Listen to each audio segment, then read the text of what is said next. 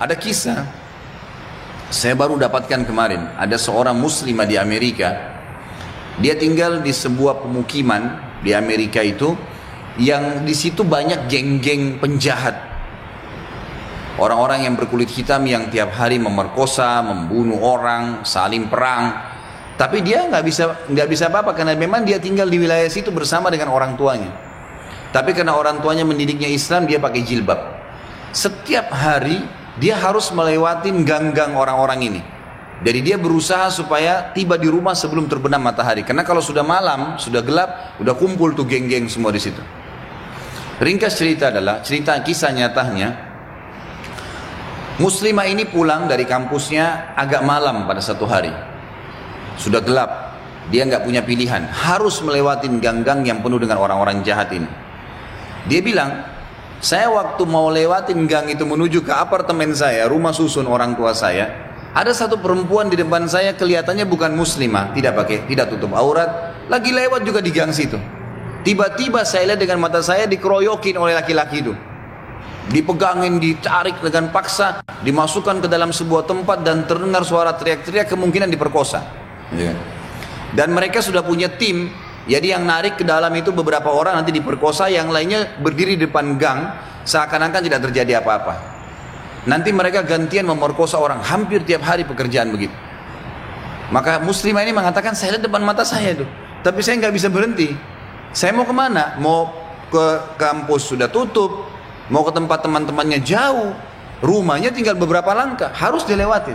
Dia bilang, lalu saya berdoa kepada Allah, ya Allah, sebagaimana aku meyakini kamu ada, kamulah yang telah memerintahkan aku untuk menjaga kehormatanku, jagalah kehormatan ini.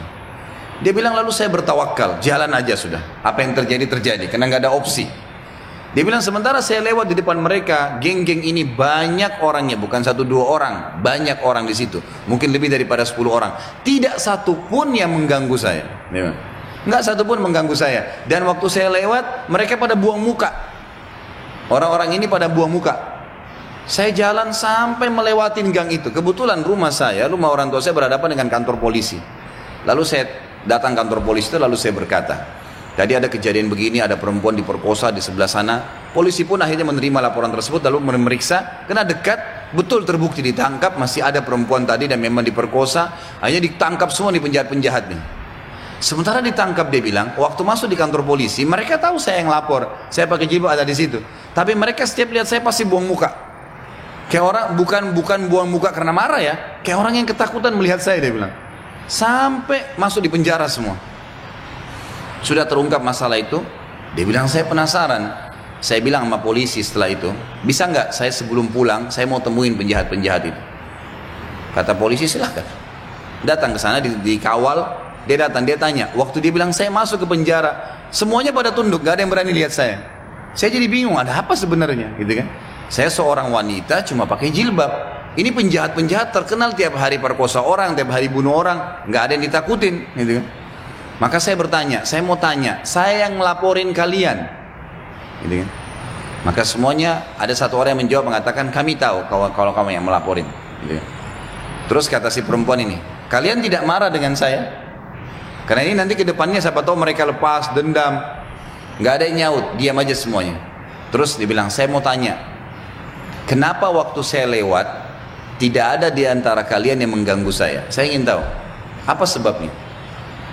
Ada satu orang, dia tidak angkat matanya ke arah perempuan, cuma dia tunduk, dia mengatakan, dari tadi, dari anda lewatin gang sampai sekarang, di belakang anda banyak orang yang menggunakan baju-baju putih yang menemani anda, dan badannya besar-besar, kami takut.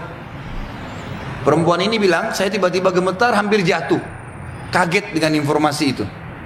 Tapi itu kisah nyata, gitu kan? Kisah nyata. Dia bilang pun, kalau begitu baiklah. Dia keluar, lalu dia ceritakan kepada keluarganya. Tapi apa yang kita ambil pelajaran dari kisah ini? Keyakinan kepada Allah Subhanahu Wa Taala mendatangkan pertolongan yang memang tidak masuk di akal manusia, tidak masuk di akal manusia. Gak bisa, susah untuk dihubungkan itu.